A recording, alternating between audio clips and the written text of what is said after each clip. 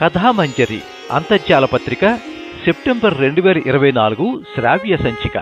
కథ మనసు నేర్చుకున్న పాఠం.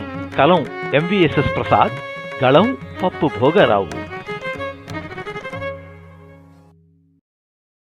ఆ రోజు ఉదయాన్నే, శాంతా, ఈరోజు స్కేమోస్ సెల్ కార్సినోమా సర్జరీ ఉంది. పేషెంట్ 45 ఏళ్ల బ్యాంకు ఉద్యోగి. అతని భార్య 15 రోజుల క్రితం వచ్చారు. నాకు చూడగానే అనుమానం వచ్చింది. కేసు కొంచెం కాంప్లికేటెడ్గానే ఉంది. బాగా డిలే చేసి వచ్చారు అన్నాను నేను భార్య శాంతతో. మీరు ఆ టెక్నికల్ టర్మ్స్ వాడడం మానరు కదా అంది శాంత నవ్వుతూ. నువ్వు నా భార్యవి, అంటే అర్ధాంగివి, సగం డాక్టర్వి. ఇంకా నువ్వు మామూలు మనిషిలా మాట్లాడితే ఎలాగా? సరేలేండి, మీరెప్పుడు అలాగే అంటారు అంటూ మూతి 33 వంకర్లు తిప్పింది శాంత. ఇలా నువ్వు చాలా ముద్దొస్తున్నావోయ్ అన్నాను నేను శాంత పెదాలపై నా చూపుడు వేలు కదుపుతూ.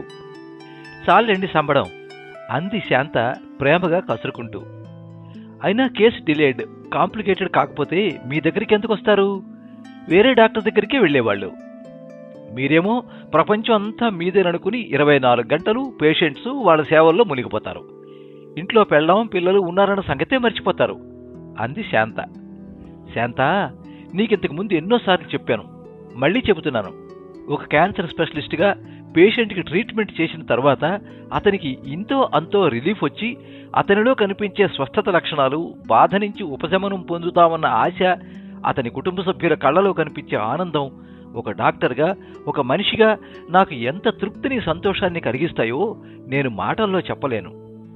భగవంతుడు ఒక డాక్టర్గా సాటి మనిషికి వైద్యం అందించి వాళ్ళ బాధలను, వ్యధలను తగ్గించే అవకాశం, వాళ్ళ జీవితాలలో కొత్త వెలుగు, ఆశలు నింపే అవకాశం కోట్లలో కొంతమందికే ఇచ్చాడు. అటువంటి అదృష్టవంతులలో నేనొకణ్ణి. మీరు చెప్పింది కాదనను, కానీ మీరు కాస్త మమ్మల్ని కూడా పట్టించుకోవాలి కదా. అలా ఎందుకనుకుంటావు శాంత? నాకు నా వృత్తి, నా కుటుంబం 2 కళ్ళలాంటివి. అటువంటప్పుడు ఒక కంటికి ప్రాముఖ్యతనిచ్చి రెండో కంటిని నిర్లక్ష్యం చేస్తానా? కాకపోతే భగవంతుడు నాకు ఇచ్చిన అవకాశం, బాధ్యతని నా శాయశక్తులా నిర్వహించేందుకే నా ప్రయత్నం. ఆ ప్రయత్నంలో అప్పుడప్పుడు మీకు కేటాయించాల్సిన సమయం కాస్త తగ్గుతుందేమో, కానీ మిమ్మల్ని ప్రేమించడంలో, అభిమానించడంలో, మిమ్మల్ని నా పంచ ప్రాణాలుగా చూసుకోవడంలో ఏ భర్తకి, ఏ తండ్రికి తీసిపోనని మాత్రం గుండెల మీద చేయి వేసుకుని చెప్పగలను. అబ్బా, ఎందుకండి ఏదేదో ఆలోచించేస్తారు? ఈరోజు మన పాప పుట్టినరోజు, గుర్తుందా అని అడుగుదామని అనుకున్నాను. ఇంతలో శాంత మాటలకు అడ్డు తగిలాను. శాంత, నా తల్లికి రాత్రి 12 గంటలకు విషెస్ చెప్పాను, బొకే ఇచ్చాను. నిన్న హాస్పిటల్ నుంచి వచ్చేటప్పుడే దానికి ఇష్టమైన మంచి డ్రెస్ కొని తెచ్చాను. తల్లి ఇంకా నిద్ర లేవలేదనుకుంటాను. కావాలంటే లేచిన తర్వాత తల్లిని అడుగు. సరే, టిఫిన్ రెడీ, అరేంజ్ చేసేయి, నేను బయలుదేరాలి అంటూ ఫోన్ అందుకున్నాను నేను. మా హాస్పిటల్ ఇంటి నుంచి బాగా దూరం, కొంత ఇబ్బందే. కారులో వెళ్తే ట్రాఫిక్ తక్కువైతే గంట, ఎక్కువగా ఉంటే 1.5-2 గంటలు పడుతుంది. డ్రైవర్ కారు నడుపుతూ ఉంటే నా ఆలోచనలు సర్జరీ చేయబోయే పేషెంట్ చుట్టూ తిరుగుతున్నాయి.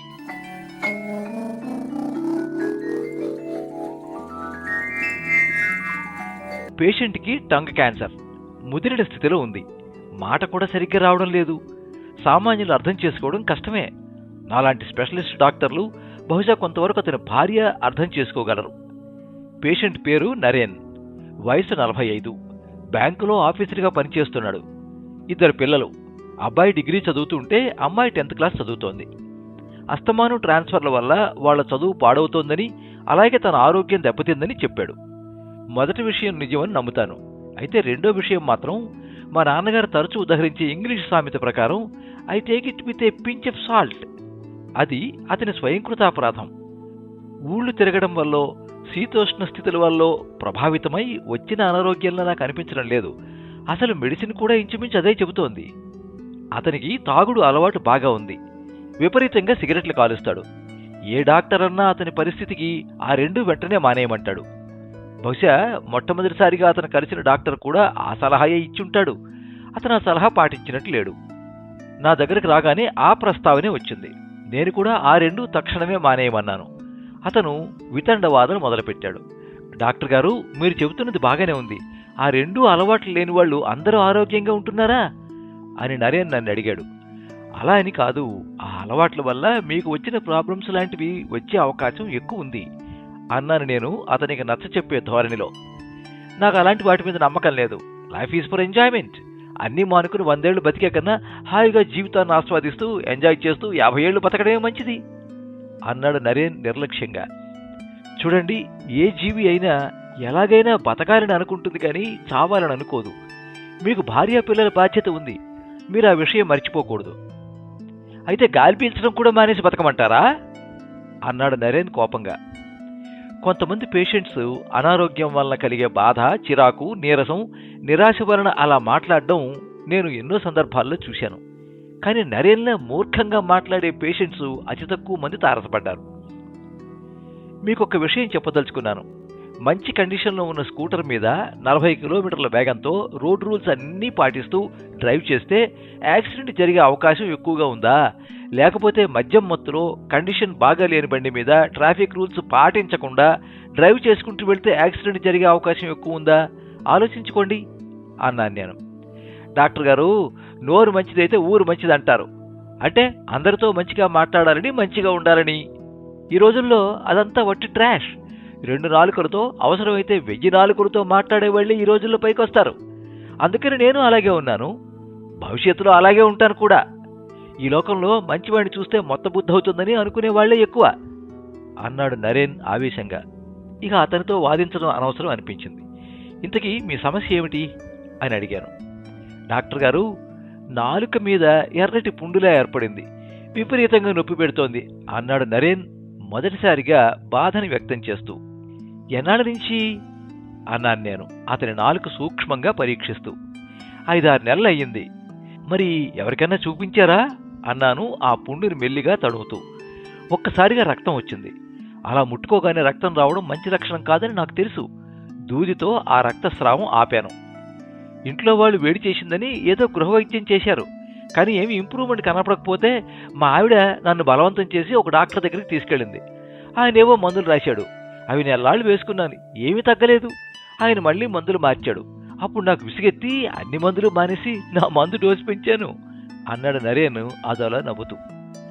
కొన్ని రోజుల తర్వాత నోట్లోంచి రక్తం వచ్చింది. మా ఆవిడ ఏడ్చి గగ్గోలు పెట్టి నన్ను ఒక సర్జన్ దగ్గరికి తీసుకెళ్ళింది. అదిగో ఆయన నన్ను తొందర పెట్టి వెంటనే మిమ్మల్ని కలవమంటే మీ దగ్గరికి వచ్చాను అన్నాడు నరేన్. నేను బలంగా నిట్టూర్చాను. సరే నరేన్ గారు, నేను కొన్ని టెస్టులు రాసిస్తాను, అవి చేయించండి. ఇక్కడే మా హాస్పిటల్లోనే చేస్తారు. అంతే కదా డాక్టర్ గారు, మీ హాస్పిటల్లో ఉండేవి మీకు మీ హాస్పిటల్కి ఉపయోగపడే టెస్టులే రాస్తారు అన్నాడు నరేన్ వ్యంగ్యంగా. ఒక్కసారిగా నాకు విపరీతమైన కోపం వచ్చింది.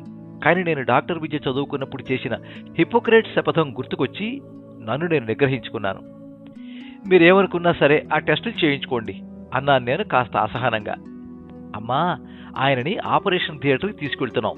బయాప్సీ కోసం చిన్న పీస్ తీస్తాను. ఆ రిజల్ట్ వచ్చాక, వేరే రిపోర్ట్స్ వచ్చాక ఫ్యూచర్ కోర్స్ ఆఫ్ యాక్షన్ చూద్దాం అన్నాను నరేన్ భార్యతో. అంతలో బాయ్ వచ్చి వీల్ చైర్ మీద నరేన్ని ఆపరేషన్ థియేటర్ వైపు తీసుకెళ్లాడు. నరేన్ భార్య అనుసరించబోయింది. మీరిక్కడే ఉండండి, మిమ్మల్ని లోపలికి రానివ్వరు, బహుశా ఆపరేషన్ అవ్వచ్చు. మీ వాళ్ళు ఎవరైనా ఉంటే సహాయానికి రమ్మానండి. ఆవిడ కళ్ళమ్మట నీళ్లు పెట్టుకుంది. ఆయన అందరితోనూ గొడవలేనండి. అటు మావాళ్ళు ఇటు వాళ్ళవాళ్ళు ఎవ్వరూ ఇంటికి రారు. నోరు మంచిది కాదండి. నిజం చెప్పాలంటే ఆ నాలుకకి నరం లేదండి. ఏది పడితే అది మాట్లాడతారు. ఎవరిని పడితే వాళ్ళని తిట్టిపోస్తారు. పోనీ బ్యాంకులో వాళ్ళు ఏమైనా సహాయం చేస్తారా అంటే అక్కడ అందరితో గొడవలే అంది ఆవిడ బాధగా. ఓహ్, అన్నీ మా వాళ్ళే చూసుకుంటారులేండి. మీరు జస్ట్ ఆయనకి మోరల్ సపోర్ట్గా ఉండండి చాలు. ఇన్సూరెన్స్ ఏమైనా ఉందా? బ్యాంకు వాళ్ళు మొత్తం ఇస్తారండి. పైన కాస్త పడినా ఏదో తంటాలు పడతాలేండి. కంగారు పడకండి, ఆపరేషన్ అవసరం అవ్వచ్చు అన్నాను కానీ ఖచ్చితంగా అనలేదు కదా. ఒకవేళ ఆపరేషన్ అయినా ఒక రోజు ఇక్కడ ఉండాలి. అన్నిటికీ ఛార్జెస్ బాగా తగ్గించి వేయమంటానులేండి. వారం రోజులు లిక్విడ్ డైట్ ఇవ్వాలి. మాటలు మళ్ళీ రావడానికి కాస్త టైం పట్టవచ్చు. అలాగే రేడియేషన్, కీమోథెరపీ అవసరం పడవచ్చు. ఇవన్నీ ఇప్పుడు ఊరికే చెబుతున్నాను. నిజంగా ఆపరేషన్ చేస్తే అప్పుడు మా వాళ్ళు అన్నీ వివరంగా చెబుతారు అంటూ ఆపరేషన్ థియేటర్ వైపు నడిచాను. నేను అనుకున్నట్టుగానే ఆపరేషన్ అవసరమైంది. సార్, హాస్పిటల్కి వచ్చేశాం అన్న డ్రైవర్ మాటలకి ఆలోచన నుంచి బయటపడ్డాను.